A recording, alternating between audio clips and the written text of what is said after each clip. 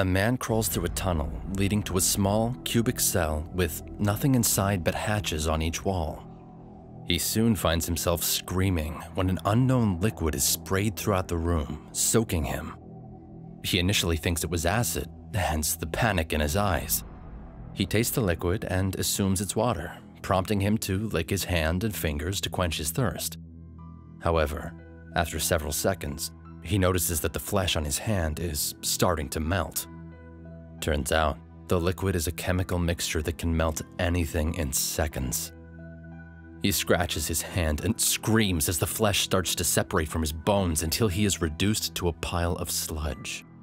The scene shifts to the control room. It is revealed that the rooms are remotely controlled by Eric Wynn, the genius junior technician, and Dodd, the senior technician addicted to chess, along with two others, Chiklis and Owen, who, according to Dodd, are on vacation and sick leave. Though Eric refuses to believe that. He says he heard noises coming from Owen's room the other night, thinking it was noises from a struggle. Dodd dismisses it as nightmares, which Eric has been complaining about. Just then, the door rings, indicating their lunch has been delivered. Their food is given in pills that indicate its contents. Dodd notices the instructions that came in with their food, telling them to record the dreams of a person in a specific room. The two immediately get to work and locate the subject, Cassandra Rains. It's a woman whose dream is about herself and her child getting abducted in a forest by masked men armed with tranquilizers.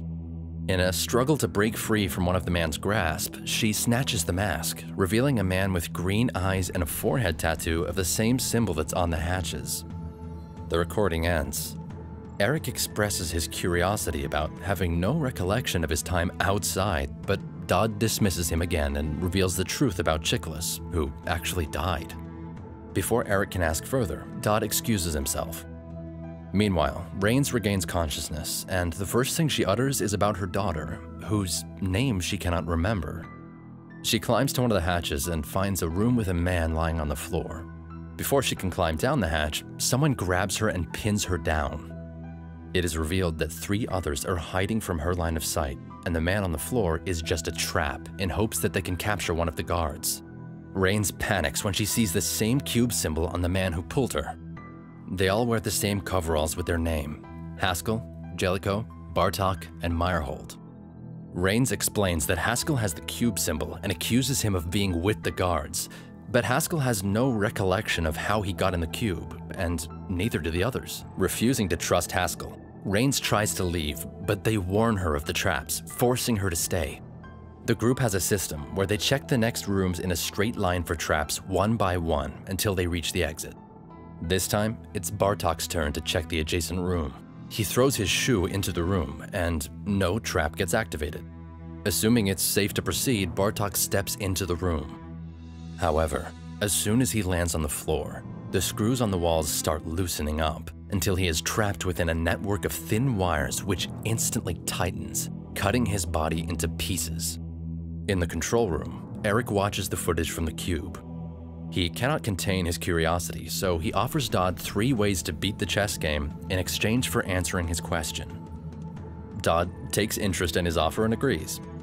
He asks Dodd about the 3rd auxiliary exit, but Dodd asserts there's no such thing. Eric explains that Owen has confirmed its existence after Chiklis found old plans of the cube. He suspects their knowledge was the reason why they're now gone. Dodd refuses to keep the conversation going, saying he will get into trouble if he keeps talking to Eric about it. Back at the cube, after desperately thinking of ways to escape, the group finds clues about the room. Random letters of the alphabet that represent coordinates, allowing them to deduce that there are at least 26 rooms. The group proceeds to search for the exit, with Meyerhold throwing his shoe into the next room. His shoe turns into solid ice before crashing into pieces on the floor, which forces them to retreat and use the other hatches. Meanwhile, Eric goes through Rains' files and discovers that there is no consent form, prompting him to believe she's innocent. They then discover that Rains is a political demonstrator, which Dodd thinks was the reason why she ended up in the cube. Eric refuses to accept it, so he asks Dodd to contact the higher-ups to let them know, but Dodd orders him to do it while warning him of the horrible things that may happen to him, like waking up inside the cube himself. Before Eric can make the call, the phone rings. The person on the other line asks for Dodd and orders him to commence the exit procedure. Someone has found the exit room. Eric refuses to help Dodd, so the latter promises to let the higher-ups know about Rains. When they finally locate the subject at the exit, Eric is confused to see their former colleague, Owen. He is heavily injured. Owen enters a bright white room. Suddenly, the room turns pitch black, and Owen finds himself in shackles on a suspended platform inside a deep tunnel. Dodd begins the exit procedure, asking Owen his name, which the latter answers correctly. But when asked the second question of whether he believes in God or not, Owen answers no. Dodd orders Eric to press the no button, which releases a blaze that burns Owen, instantly killing him. Eric is horrified and asks Dodd what happens if the subject answers yes. However, Dodd cannot confirm. No one has ever answered yes. Dodd then orders him to send a note upstairs, informing the higher-ups that their target has been eliminated. However, instead of sending the note, Eric steps inside the elevator and pushes the down button before Dodd can even stop him. The elevator plummets and abruptly stops seconds later. He reaches the entrance to the cube and goes inside. The room plummets to regroup with other cells comprising the cube. Dodd feels relieved when he hears the sound of the elevator, thinking Eric has decided to return. When he opens the door, he is appalled to see Jax, one of the higher-ups, along with two other men, Mr. Finn and Mr. Quigley. He already knows about the situation with Eric. He orders his men to locate Eric while he tells Dodd to run needle tests on Rains' group. The group inside the cube continues their search for the exit. When she sees no danger, she enters the room, but the hatch suddenly closes. When Rains checks, Jellicoe is nowhere to be found. Her cell plummets down, changing its coordinates. Inside the control room, Dodd starts the test by administering a drug on Jellicoe's foot through a retractable needle on the floor. Jellicoe slowly starts to lose consciousness. On the other side, Eric draws a map using the coordinates to determine his location. Rains deduces that the cells are moving, which explains Jellicoe's sudden disappearance. They soon find her inside the adjacent cell, but she's suffering from a severe infection caused by the test administered by Dodd earlier. Due to the infection, she attacks Meyerhold, causing the latter to accidentally push her. She hits her head and instantly dies. Haskell knows Jellicoe has scratched Meyerhold, and he demands him to show it to them. The infection rapidly spreads throughout Meyerhold's body, forcing Haskell to suggest they leave him behind. Rains refuses and Meyerhold pleads. He says he'll do anything. Haskell then tells him he will be testing the cells, all of them. Meyerhold reluctantly agrees and opens the hatch on the floor. Before he can safely test the room, Haskell shoves him inside, where he meets his demise through a high-frequency noise that causes his body to explode. Rains erupts in anger and blames Haskell for murdering Meyerhold, but Haskell defends himself, saying he's only protecting them. In the middle of their argument, Eric confirms Haskell's deduction, explaining that the virus is a highly contagious flesh-eating bacteria. He then explains everything he knows. Unbeknownst to them, Jax sees and hears them. Eric reveals he was informed that the prisoners are condemned individuals awaiting the death penalty, and they volunteered to be test subjects through the consent forms, which he explains Rains didn't have. Haskell and Rains cannot believe what he says. Rains asks about her daughter, and Eric shows his sketches, informing her that her daughter's name is Anna. She then pins him to the wall, confronting him about Anna's whereabouts, but Eric has no idea. To convince them he's there to help, he explains that the cells are only 25 rooms, and only 2 rooms are the exit points that are monitored. He mentions the third auxiliary exit, but until now he doesn't know its location. Haskell then asks him to help them avoid the traps, which he can do so with the coordinates from every hatch.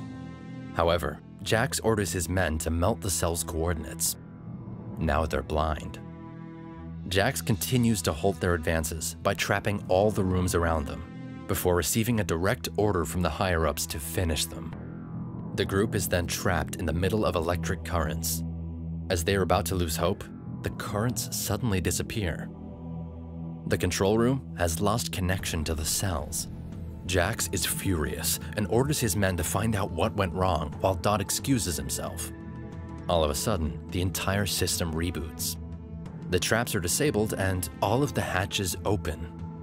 Eric explains they have 10 minutes to find the exit, or they will be incinerated once the system goes back online. He then activates the timer on his watch. However, they don't know where to start. Eric realizes that Dodd was the one who activated the reboot, allowing him a clue to the exact location of the exit. Meanwhile, Jax also discovers that Dodd was the one who sabotaged their system, so he imposes a strict penalty by killing him. Jax then orders Mr. Finn to connect with Haskell's brain implant to control him. Haskell starts hunting down Eric and Rains. Rains manages to fend him off before jumping through the exit, leading into the ocean. Eric follows. Seconds later, Haskell is reduced to dust when the system goes back online. Eric and Rains swim to the nearby forest area, where they are ambushed by guards. Eric sacrifices himself, allowing Rains to get away. He wakes up inside an operating room, where he learns from Jax that he signed the consent form many years ago after he was convicted of high treason. The surgeon then operates on his brain to alter it as he dreams of Rains reuniting with her daughter and telling her a story about him.